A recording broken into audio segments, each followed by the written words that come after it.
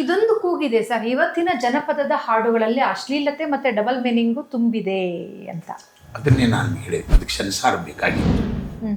ಇವಾಗ ಒಂದು ಹಾಡು ಹೊರಗಡೆ ಬಂದಾಗ ಅದು ಎಷ್ಟು ಜನಪ್ರಿಯತೆ ಆದಾಗ ಆ ಬರೆದಿರ್ತಕ್ಕಂಥ ವ್ಯಕ್ತಿ ಇದನ್ನು ನಾನು ಫಾಲೋ ಮಾಡಬೇಕಂತ ಇದು ಮಾಡಿ ಆ ಜನಪ್ರಿಯ ಆಗಿರ್ತಕ್ಕಂಥ ಹಾಡಿಗೆ ಟಕ್ಕರ್ ಕೊಡ್ತಕ್ಕಂಥದ್ದು, ಎದುರಿಸ್ತಕ್ಕಂಥದ್ದು, ಅದನ್ನು ನೀನು ಬರೆದು ತಪ್ಪು ಅಂತೇಳಿ ಹೇಳ್ತಕ್ಕಂಥದ್ದು ಸಮಾಜ ಮಾಡಲೇ ಇಲ್ಲ, ಯಾರೂ ಹೇಳಲೇ ಇಲ್ಲ. ಈಗ ಕುತ್ಕೊಂಡು ಮಾತಾಡ್ತೇವೆ ಅಷ್ಟೇ ನಾವು. ಹೌದು, ಆ ಬರೆದಿರ್ತಕ್ಕಂಥವ್ಗೆ ಹೇಳಿದಾಗ ಅವ ತಿದ್ಕೊಳ್ತಾನೆ ರೀ. ಅದು ಆಗಲಿಲ್ಲ ಆ ಕೆಲಸ. ಅದು ಇವಾಗ ಎಲ್ಲ ಇಡೀ ಕರ್ನಾಟಕ ವ್ಯಾಪಿಸಿದಾಗ ನಾವು ಎಚ್ಚೆತ್ಕೊಂಡಾಗ ಅದು ಏನಾಗೋದ್ರಿ, ಆಗ ಹೋಗಿದೆ ರೀ. ಆಗ ಹೋದದನ್ನು ತಿದ್ದಬೇಕಷ್ಟೇ ರೀ. ಅದಕ್ಕಾಗಿ ಒಂದು ಕ್ರಾಂತಿ ಇವತ್ತಿನ ಮಕ್ಕಳು ಇವತ್ತು ಮಾಡ್ತಾ ಇದ್ದಾರೆ ರೀ. ಅದು ಸಕ್ಸಸ್ ಆಕೈತೆ ಅಂತ ನಾ ಹೇಳಂಗಿಲ್ಲ ರೀ.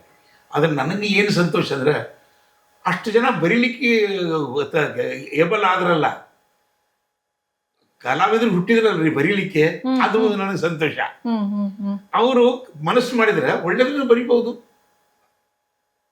ಕೆಟ್ಟದ್ದನ್ನು ಈಗ ನೀವು ನಿಮ್ಮ ದೃಷ್ಟಿಯೊಳಗೆ ಅದು ಕೆಟ್ಟದ್ದು ಅಂತ ಅನಿಸ್ತು, ಅದು ಒಂದು ಅವಹೇಳನ, ಅದು ಡಬಲ್ ಮೀನಿಂಗು ನೀವಂತೀರಿ.